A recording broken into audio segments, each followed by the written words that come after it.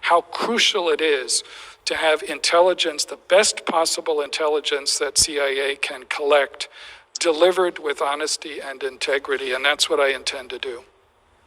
In order to effectuate that, I hope that you will provide strong support to the Ombudsman program, to the analytical integrity program that's ongoing, so that the commitment you have from the president extends throughout the agency. To follow up, in your memoir in 2019, you said that your greatest professional regret was your failure to effectively communicate your concerns prior to the 2003 invasion of Iraq. It seems to me that's an example of exactly what we're talking about. Share that experience, if you would.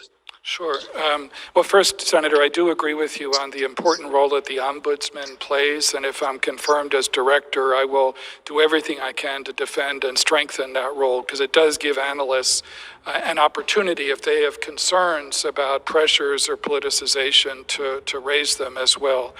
I tried to write honestly in the memoir that I published a couple of years ago about my experience when I was serving as the head of the Near East Bureau in the State Department for Colin Powell, a leader for whom I have enormous respect, in the run-up to the Iraq War. And what I tried to do, along with my colleagues, was to be honest about concerns that we had about how complicated the day after in Iraq would be, even if the U.S. military successfully overthrew Saddam Hussein, which I didn't doubt would be the case.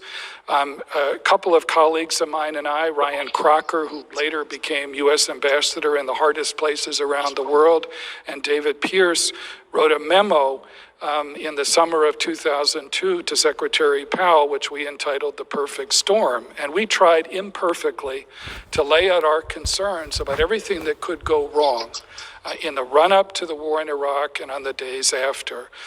It was imperfect. We got it about half right and half wrong in terms of, many of the problems we tried to identify. But I mention it only because it was an honest effort to express our concerns. And I think that's what's incumbent, whether you're in a policy-making role, as I was then at the State Department, or in a senior intelligence role, is to be straightforward about your concerns. Because without that, policy choices suffer.